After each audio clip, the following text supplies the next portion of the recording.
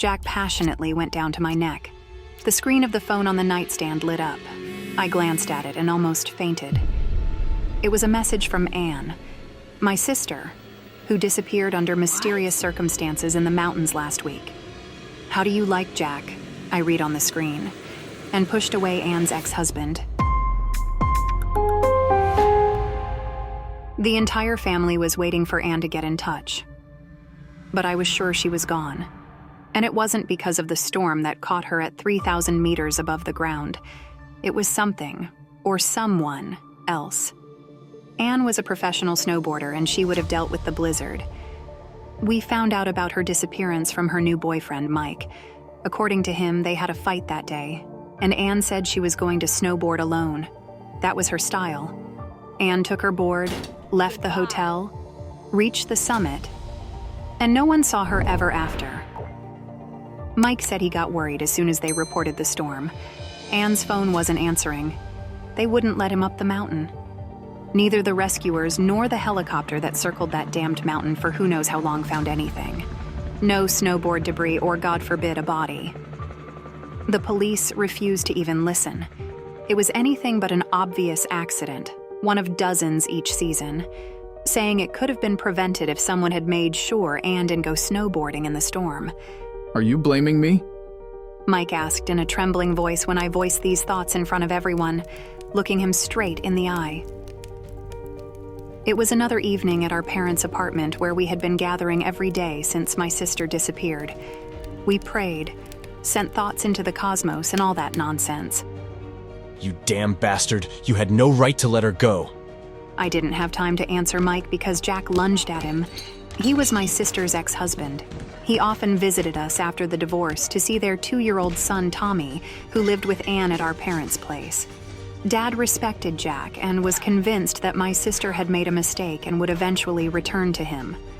Mike fell to the ground. Enough, Lisa. My mom snapped at me angrily. Do you see what you're doing to everyone? They will definitely find Anne. With these words, she helped Mike up. They will definitely find the body, I corrected her. In the spring, when the snow melts.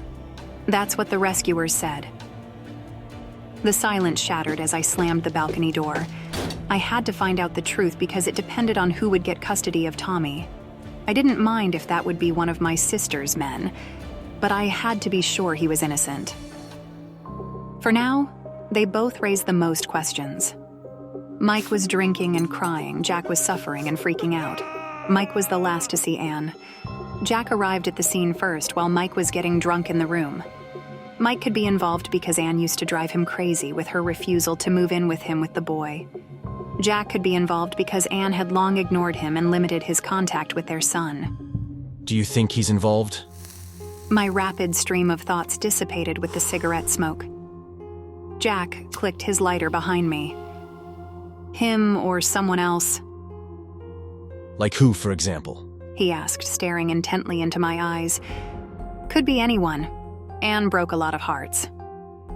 Jack smiled, seeming to understand my point. And what are you going to do? I'm going there, and I won't rest until I find the answer. Jack objected. I was there. There's nothing but snow. It was true. He had rushed from some neurosurgeon's conference as soon as he heard about her disappearance. But I had already made up my mind. Now it's my turn to go, I said. Jack looked at me. It could be dangerous. I'll go with you. What? This was a surprise. The handsome Jack whom I had secretly admired since Anne brought him around, who never took me seriously, and because of whom I hadn't had any relationships until I was 30, suddenly wanted to help me with my sister's disappearance. Was this a trick? Or was it a noble goal for the sake of his ex-wife's memory? Either way, I didn't argue. It was a good chance to keep an eye on him. The next day, Jack and I dropped our things at a hotel at the base of the mountain, rented the gear, and took the lift up. But at the summit, there was nothing except a sign with a map of the villages around the mountain. We were about to head to one of them, Monton, when the lift operator announced another storm and ordered us to go back down.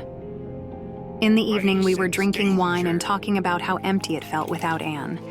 At some point, Our faces got close, and he kissed me. Damn it, what was he doing? I broke free from his embrace and disappeared into the bathroom.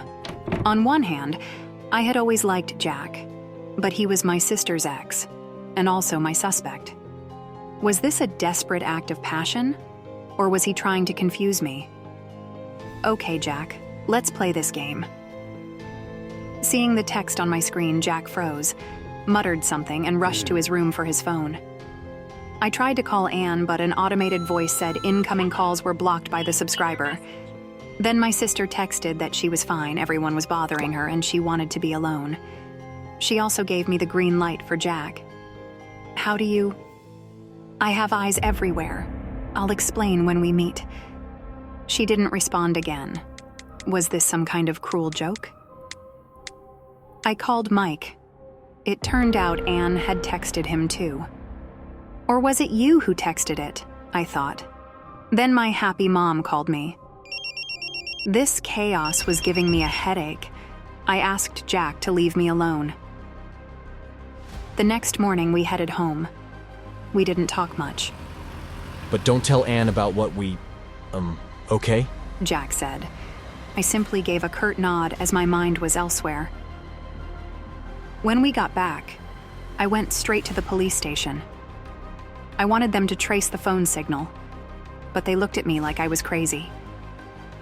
Your sister was found. Stop playing detective, kid. Maybe I was overreacting and there was an explanation. After all, Anne was the type who could easily go on a trip. For a few weeks, Anne texted everyone in turns. Her social media came back to life. There were photos of cafes, mountain landscapes, and even selfies. Anne looked happy. However, I couldn't shake the feeling that this was some cruel game and kept wondering who was playing it. Everything changed with one photo. I was 100% sure the phone was in someone else's hands. The photo was taken from a first-person perspective. Anne was lying on a hospital couch with a catheter in her arm. The caption read, "Donor Day as usual," and my profile was tagged. Damn it. Yes, this was our annual tradition. But Anne had been diagnosed with HIV 6 months ago.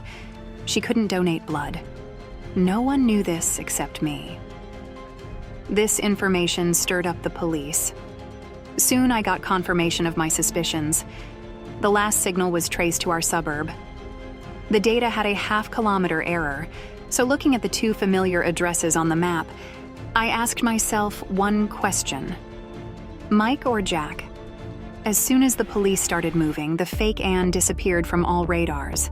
The last message I got from her number was, "You're next, sis."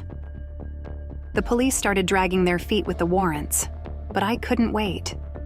I texted, "I know who you are," doing it from the top level of the parking garage, where I had a clear view of both of my sister's men's houses. In a moment, a panicked Mike shot out of his house and sped off in his car. This was my chance. The house was eerie because Anne was everywhere. All her recent photos, scattered and pasted around the place, made me hold back tears. Under the photos were dates and captions. "So how do you like Jack?" January 23rd. That was the day we were at the hotel by the mountain. Mike was keeping track of the photos he'd already used. So, it was him. The sound of an engine came from outside. I panicked and ran. But something pricked my neck, and I immersed in darkness. I woke up in the hospital. My head was splitting. It turned out that Mike had knocked me out with a tranquilizer. He tied me up and was planning to do something bad. Jack called the cops. It turned out he had also been watching Mike's house for a while. They found the phone there, too. In the evening, we were drinking tea in Jack's kitchen. I took a sip and yelped because the hot tea burned my lips. I set the cup down. The phone rang, and Jack, apologizing, ran upstairs for his online meeting. While the tea was cooling down, I picked up a pen and started doodling on a piece of paper. Suddenly, my eyes locked onto a golden inscription on it. Monton. What? That's the name of the town on the other side of the mountain. In a moment, I was already Googling. Top 5 bars in Monton, best viewpoints in Monton, Monton prices, 7th Neurosurgeons Conference in Monton. There it was. That's how Jack got to the crash site so quickly. I clicked the link, scrolled through the website, and almost threw up. Dr. Jack Reacher, whom colleagues jokingly call the Reaper, gave a presentation on the dissection of a 32-year-old woman's brain. Dear God. Anne was 32. The letters blurred before my eyes. I barely made it to the bathroom. After emptying my stomach, I returned to the kitchen and leaned against the window, breathing in the fresh, stormy air. Lightning illuminated the shed. Why would someone without a farm need a shed? I listened. The meeting was in full swing. I had to hurry, but the rain was on my side. The shed was locked with a padlock. Circling it, I saw a window and broke it, cutting my elbow. It was damp and creepy inside. My phone was almost dead, so I could only use its screen as a source of light. Finally, my eyes got used to the darkness. A table with surgical instruments.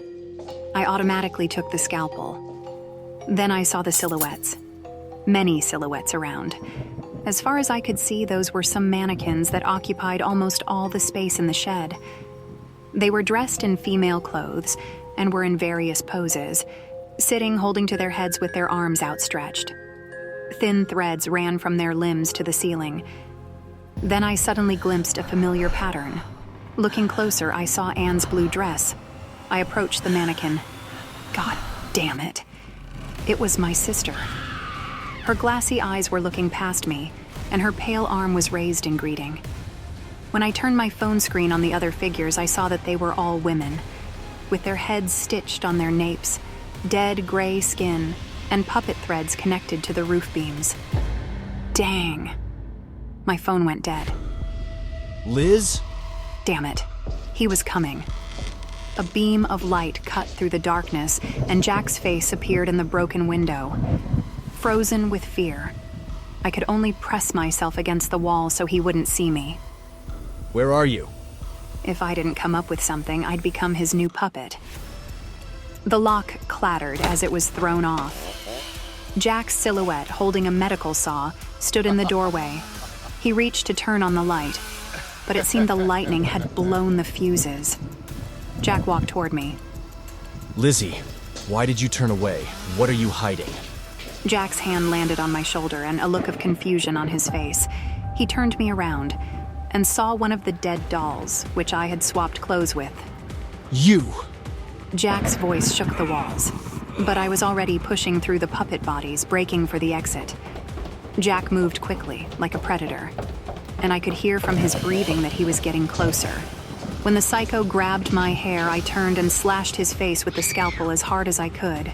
He recoiled and howled. I dashed outside and shut the door, using a shovel as a bolt. The beast was trapped, as the window was too small for him to escape. Jack was in Monton and called Anne for a talk, threatening that he had found a way to take her son away from her. He intercepted her on a snowmobile, killed her, and took her body with him. Then he publicly dissected her brain. It later turned out that all the brains in his presentations were taken from women who had disappeared within a 500-kilometer radius over the past year. He embalmed their bodies, making a puppet collection of those who hadn't obeyed him in life. When I decided to go to Monton, he came up with this game with the messages.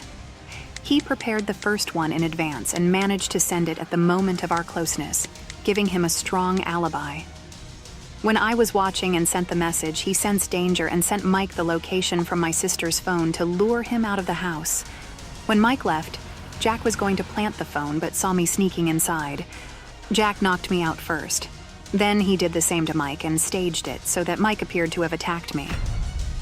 Mike used the photos with dates and captions in his own investigation. I will always mourn my sister. She was a bright star who broke many hearts. But when you serve as a magnet for men, you have to be twice as careful because one of them might be a maniac with a twisted mind. Thank God now I don't have to worry about little Tommy because I take care of him myself. And I've found my calling, as I now consult the police on serial killer cases. I'm a criminal psychologist.